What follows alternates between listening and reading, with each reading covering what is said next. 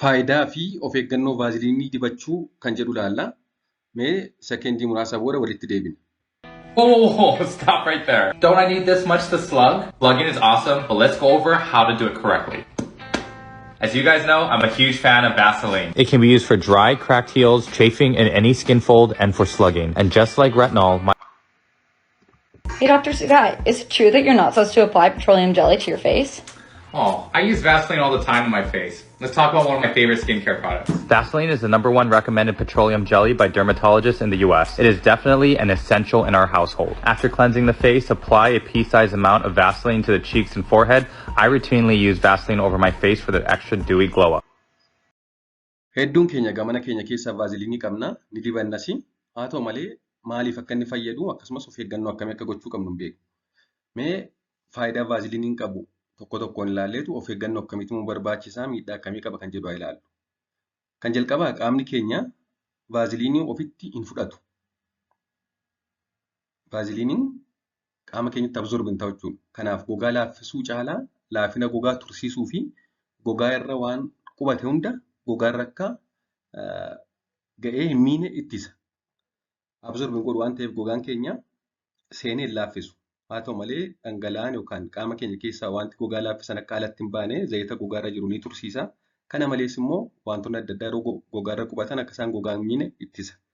Kanaaf gogaa keenya eeguuf ni fayyada jechuudha. Kana malees gogaa keenya waliisaas ta'e uffata waliin rigamuun akka hin madoofne taasisa. Isa kana marigdoo jedhu namoonni hedduun takka takka naannoo sarbaafaa kanaa yookaan bakka biraa qaamni keenya warrigee ni madaa'a. Yeroo madaa'u kana immoo yoo deeman baay'ee dhukkuba akkasumas kan caalu madaa'aa deema jechuudha. Yeroo kana naannoo kanatti vaaziliinii dibuun akka gogaan keenya warrigee hin madoofne ittisa. Qaama keenya qofa osoo hin ta'in uffanni illee yeroo takka takka nu rigee nu madeessu kan ittisuu ni gargaara. Garbiroon daa'imman kanneen daayipperii fayyadaman yeroo daayipperii jijjiirruuf bakka sana qulqulleessinee yoo vaaziliinii itti dibnee daayipperii itti goone keemikaalli fincaaniif bobbaa isaanii keessa jiru gogaa isaanii akka hin miine ittisuudhaan madaa'uu gogaa naannoo daayipperii jiru yookaan daayipperii darmaataatis jedhamu akka hin godhanne ittisa. Kanaaf daayipperii yeroo jijjiiranii erga qulqulleessanii booda vaaziliinii itti dibuun gogaa daa'immanii naannoo sana jiru ittisuuf yookaan fayyummaa isaa eeguuf ni gargaara. Inni garbiroon gogaan madaa'ee akka infekshinii fi kulkula hin godhanne waan taasisuuf akka dafee fayyuu taasisa. Gogaan tokko yoo madaa'e dhibee kamiin yoo gogaan keenya madaa'e wanti sun akka infekshinii godhanne taasisa. Sababni isaas wantoonni irra bu'an jarmileen adda addaa irra bu'an akka gogaatti hin dabarre ittisa. Akkasumas amala infilaameeshinii hir'isuu qaba. Kanaaf akka inni hin madoofne taasisa waan ta'eef akka inni dafee fayyu gochuu irratti gahee qaba jechuudha. Kanaaf madaan adda addaa yeroo qaama keenya jiru vaaziliinii erga dhiqannee booda itti dibuun gaariidha. Garbiraan akka gogaan keenya hin quncaane taasisa. Naannoo qilleensa gogaa ta'e fa'aa gogaan keenya bakki ta'e yoo gogee qunca'uuf jedhu yookaan luqqa'uuf jedhu yoo vaaziliinii itti diban gogaan naannoo sana akka hin quncaane ittisa. Akkasumas dhibeewwan adda addaa kan gogaa miidhaniif dibata adda addaa yoo nuu kenname dibata adda addaa gogaatti dibnee irra keessa yoo vaaziliinii dibne dibanni sun akka gogaa keenya irratti turuu ittisa. Fakkeenyaaf dhibee gogaa tokko nam tokko qaba. Kanaaf ogeessi fayyaa qorichaa yookaan dawaa dibamuu ajajaa fi dawaa sana dibannee irra keessa immoo yoo dabalata vaaziliinii dibne dawaan sun bakka sana tura waan ta'eef sirriitti hojjeta jechuudha.